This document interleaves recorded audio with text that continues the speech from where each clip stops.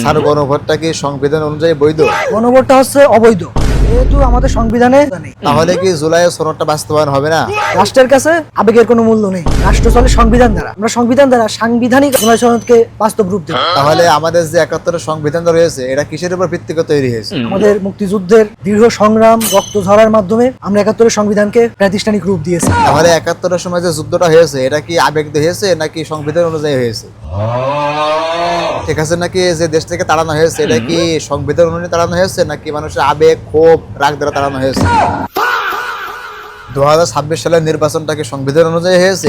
শেখ হাসিনা রাষ্ট্রপতির কাছে পদত্যাগ করে দেশ থেকে পালিয়েছে, তারপরে আমরা সুষ্ঠু এবং সাংবিধানিক নির্বাচনের মাধ্যমে আমরা ক্ষমতায় এসেছি। শেখ হাসিনা সে পদত্যাগ পত্রটা কোথায়? এখনো সময় আছে, ভোট নামে বাদ দিয়ে ভালো হয়ে যান। এই যে 70% মানুষ হ্যাঁ ভোটে জুলাই সনদকে পাশ করিয়েছে আর আপনারা তাদের সাথে এভাবে বেইমানি করেছেন। শহীদদের রক্তের সাথে এই গাদ্দারি করেন না।